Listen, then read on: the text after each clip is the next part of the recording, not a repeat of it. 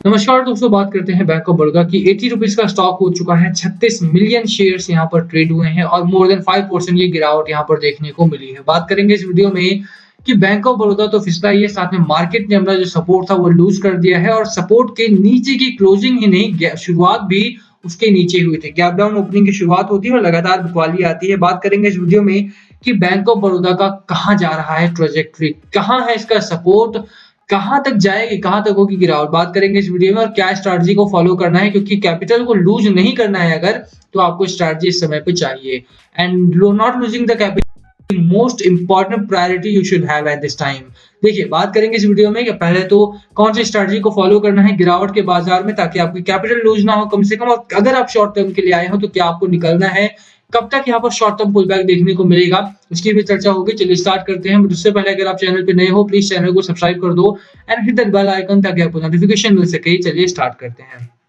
सबसे पहले बात करें बैंक ऑफ बड़ौदा स्टॉक की, तो स्टॉक के तौर पे, कंपनी के तौर पे ये कंपनी काफी गजब की है। लास्ट वीक में अगर आप देखेंगे गिरावट शुरू होती है 2 हफ्तों की रैली के बाद, एक अच्छी रैली के बाद यहाँ पे ना सिर्फ इसका जो गेन था वो वाइप आउट हुआ लास्ट वीक में, बल्कि इस हफ्ते की शुरुआत से ही काफी भारी गिरावट हो चुकी है। 5% से ज्यादा की गिरावट, 80 रुपीज के आसपास यहाँ पर आकर रुका है स्टॉक आपका। सपोर्ट की बात करें, देखिए इस समय जो आपका फाइनल सपोर्ट है फिलहाल का वो 72-73 रुपीज के आसपास का है। एंड यहाँ पर होल्डिंग करने को देखने को मिल सकता है कि स्टॉक आपका इस पॉइंट पर कम से कम होल्ड करेगा। बट प्रॉब्लम ये है कि स्टॉक में ऑलरेडी आपका 9 डे मूविंग एवरेज और 20 डे मूविंग एवरेज के नीचे की क्लोजिंग आई है, तो बेरिशनेस की शुरुआत तो हो चुकी है। एंड अगर आप चार्ट की बात करो तो 44 का आपका आरएसआई हो चुका है। और अगर आप डेली चार्ट में देखते हो उस चीज को, let me show you the daily chart also. यहाँ पर अगर आप देखोगे तो 29 का आरएसआई हो चुका है। 29 का आरएसआई का मतलब है कि ओवरसोल्ड जोन में है। तो शॉर्ट टर्म पुल बैक तो यहाँ पर तय रहा और यही चीज आपको निफ्टी 50 के चार्ट में भी देखने को मिलेगी। अगर आप इसका डेली चार्ट देखते हो निफ्टी 50 का, तो यहाँ पर आपको साफ दिखाई देता है कि ओवरसोल्ड जोन में है। और यहाँ पर भी आपको वो बेरिशनेस, वो चीज देखने को जरूर मिलेगी। एक तो आपका यहाँ पर आउट ऑफ बोलिंजर बैंड की रैली आई है, साफ है कि यहाँ पर ये टेक्निकल एरर है और इसके ऊपर आपको बहुत जल्दी एक पुल बैक देखने को मिलेगा। दूसरा पॉइंट है आरएसआई, ओवरसोल्ड जोन में 32 के आसपास का आरएसआई हो चुका है। तो मार्केट में भी और बैंक ऑफ बड़ौदा में भी आपको एक अच्छा पुल बैक जल्द ही देखने को मिलेगा। 29 का RSI is not acceptable according to the market और यहाँ पर बहुत अच्छी खरीदारी की उम्मीद मैं कर रहा हूँ। मुझे लगता है कि बहुत जल्द आपको यहाँ पर शॉर्ट टर्म का एक अच्छा पुल बैक देखने को मिल सकता है। और अगर आप बहुत ज्यादा शॉर्ट टर्म के लिए निवेश कर रहे थे इस कंपनी में और आपका टाइम पूरा हो चुका है, तो इस शॉर्ट टर्म के पुल बैक में आपको निकलने का एक अच्छा मौका मिलेगा। खरीदारी कर रखी है आपने शॉर्ट टर्म के लिए बहुत ज्यादा, तो निकल जाओ। बट वो लोग बिल्कुल भी ना निकले जिनके पास अगर 2 महीने भी वो रुक सकते हैं, तो ये स्टॉक आपको 2 महीने में ना सिर्फ अच्छा खासा एक ग्रोथ दिखाएगा बल्कि अच्छा खासा मुनाफा भी देखने को यहाँ पर मिलेगा। ठीक है, तो डेली चार्ट पर तो निकल करके अपन दोबारा से चलते हैं वीकली पर, क्योंकि थोड़ा लंबा सोचते हैं, थोड़ी दूर का सोचते हैं, तो यहाँ से आपको मुनाफा होगा। अभी के लिए सपोर्ट की बात करें, जैसा मैंने बोला 72 रुपीज के आसपास का सपोर्ट है आपका।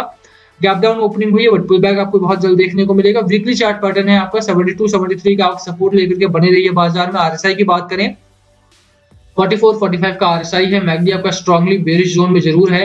अच्छा, गिरावट की जहां तक बात रही है, बैंक ऑफ बड़ौदा में रैली तो आएगी, बट जो खबरें हैं जिसकी वजह से गिरावट हुई है, ओमिक्रॉन वायरस, वो एक प्रॉब्लम क्रिएट कर रहा है। अच्छी खबरें भी हैं इस केस में भी। जो बूस्टर शॉट है, अगर आप देखोगे Moderna says booster dose appears protective against Omicron. Omicron good news coming from Africa, Harsh Goenka shares latest data. तो अभी अच्छी खबरें भी आ रही हैं। तो मॉडर्ना ने बोल दिया है कि बूस्टर शॉट जो है हमारे, बूस्टर डोज जो है हमारे, वो काफी प्रोटेक्टिव है। दूसरी खबर ये है कि अफ्रीका में से जो डेटा आ रहा था आपके लिए, वहां पर जो लॉकडाउन की सिचुएशन थी वो कम हो रही है, साथ में जो केसेस थे वो कम हो रहे हैं और वहां पर भी बूस्टर डोजेस ही नहीं, वैक्सीनेशन भी काफी कारगर साबित हुई है। तो अगर वहां से डेटा अच्छा आ रहा है तो यूरोप का डेटा भी जल्दी सुधरता हुआ दिखाई देगा और इसी वजह से थोड़ी सी आपको सपोर्ट लेकर के चलना है। थोड़ा होल्ड करने की स्ट्रैटेजी के साथ ही आपको मार्केट में उतरना है और मार्केट को होल्ड करना है, पोजीशंस को होल्ड कीजिए। डजंट मैटर आपके पास कौन सा स्टॉक है, अगर वो बहुत ज्यादा ओवर वैल्यूड है तो वहां पर गिरावट तो होनी है, इसमें कोई दो राय नहीं है। बट अगर आपने अच्छे स्टॉक्स में बाइंग कर रखी है, जैसे बैंक ऑफ बड़ौदा हो गया जो कि अंडर परफॉर्मिंग है, काफी टाइम से अगर आप देखेंगे एक रेंज में ही रहा है, तो अंडर परफॉर्मिंग स्टॉक रहा है लगातार, ये अभी भी एक रेंज में ही बना हुआ है, तो कोई इसमें बहुत बड़ी रैली इस साल की शुरुआत से ही देखने को नहीं मिली है। तो बिल्कुल यहाँ पे तो आपको कम से कम कोई बहुत भारी गिरावट देखने को नहीं मिलेगी। और ऐसे ही स्टॉक्स में अगर आपने बाइंग कर रखी है तो कोई दो राय नहीं है कि आपको यहाँ पर अच्छा खासा एक मोमेंटम देखने को बहुत जल्द मिलेगा यहाँ पर।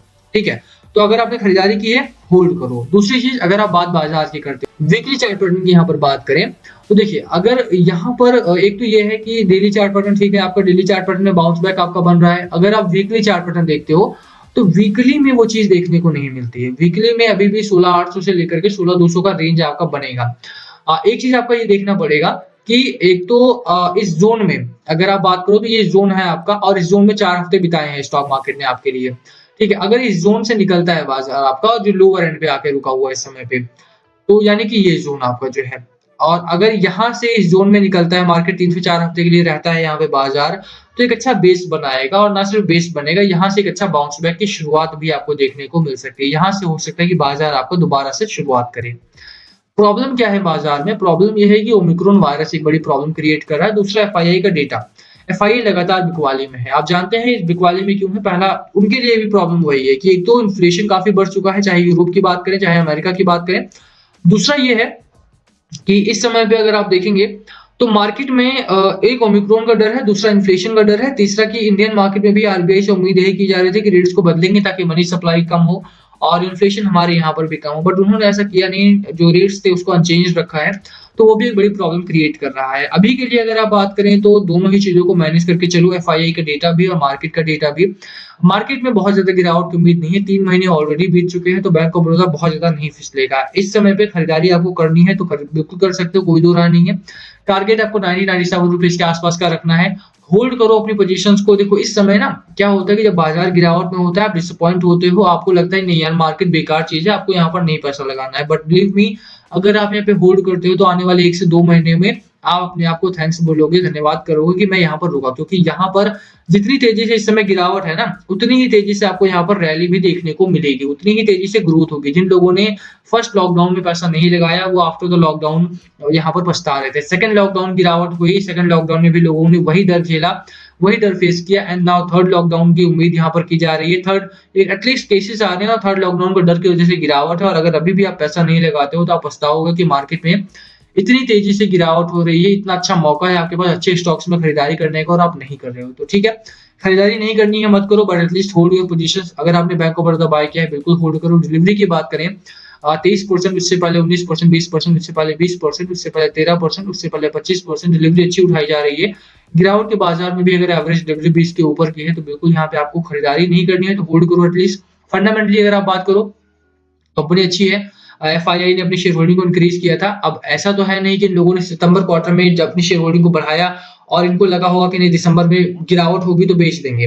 गिरावट में तो लोग निकल नहीं रहे हैं। अगर एफआईआई एफपीआई है तो भैया लॉन्ग टर्म के लिए आए हैं।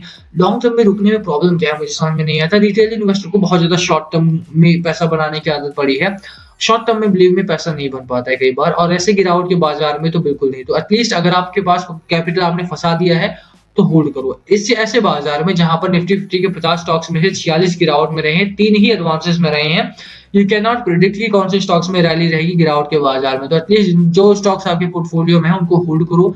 यहाँ पर जब तक बेचो मत तब तक आपको यहाँ पर या तो लॉस रिकवर नहीं हो जाता या फिर प्रॉफिट नहीं बन जाता। होल्ड करने की मेरी आपको सलाह रहेगी। बाकी last call always be yours. क्या है आपके स्ट्रैटेजी स्टॉक को लेकर के, प्लीज कमेंट करके शेयर करना। वीडियो को यहीं खत्म करते हैं।